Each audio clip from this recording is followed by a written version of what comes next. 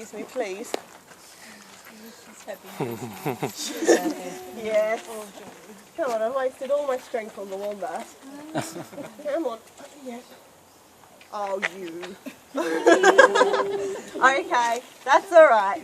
I'll be bringing her out in a moment to meet you all, but we'll just have a brief chat. Can I at least balance you there? Oh, can I have that? Oh, you're going to... Oh, yes, thank you. Good girl. Thank you very much. So this is Luana. Luana is a fully grown female koala. She weighs almost 10 kilos, which isn't as much as the wombat, but after you've been carrying that, I can tell you the arms are a little bit stiff. Now, koalas do not live in the wild in Tasmania. We've never ever had any in the wild here, and that's because of a number of reasons. First is a lack of food. There's only limited varieties of eucalyptus that they can actually digest.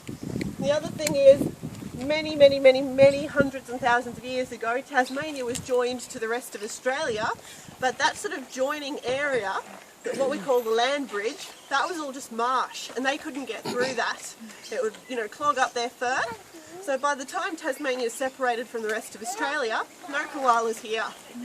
So the reason we've got them at our sanctuary is simply adoptions from other sanctuaries that have been rescuing koalas and have needed a bit more space. So they've come to live with us. And it is a very hard time to try and release koalas into the wild, again due to a lack of food. So even though they do eat eucalyptus, there's only limited varieties they can actually digest. And in Tasmania there's only 4 different types they can actually eat. It takes us hours, like a whole day, to travel the whole of Tasmania to get enough leaf to last for 3 koalas for only a week. So if we were to let them go, they would starve to death within days. Yeah. Even around here, heaps of eucalyptus, but hardly any of that is edible to a koala. So very difficult situation.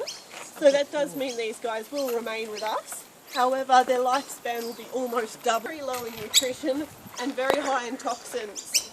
Now there is an excellent rumour that goes around that koalas have become drunk or drugged from the toxins in the leaves. I love hearing that because you look at them and they seriously do look like they're under the influence of something. But it is not actually true, it's just a myth.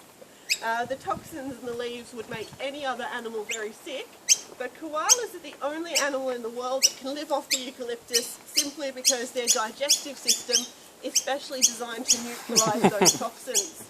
However, as I said, not much energy or nutrition in these leaves. So once they've processed those toxins, they've got no effort left over to spend on doing anything else. So they have a brilliant life, spending 20 hours a day just sleeping, 3.5 hours a day eating, and only 30 minutes a day spent moving. So this is pretty much her active time of the day. This is about all the effort she'll make today.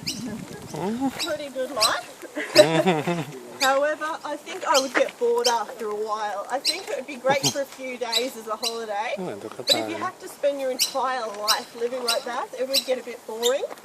But for a koala, it's not boring because their brain is only the size of a walnut. Where are you going, huh? You're shifting, are you? Now their claws are pretty impressive. When I bring her out to meet you all, have a good look at her hands.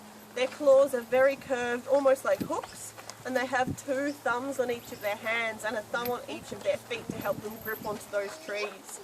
So very impressive at climbing. And they'll spend the majority of their lives up in the trees.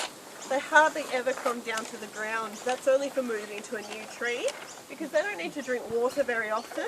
They get most of the moisture that they need from the actual leaves themselves. So it really is the most basic lifestyle that you can imagine. Having said that, they are pretty well designed for that lifestyle. Apart from those claws, they have a cartilage plate in their rear end, similar to what the wombat has, but theirs is in a V shape, so they can wedge themselves into the fork of a tree. They don't even have to hold on, they just perch there. And their fur is slightly water and dirt repellent.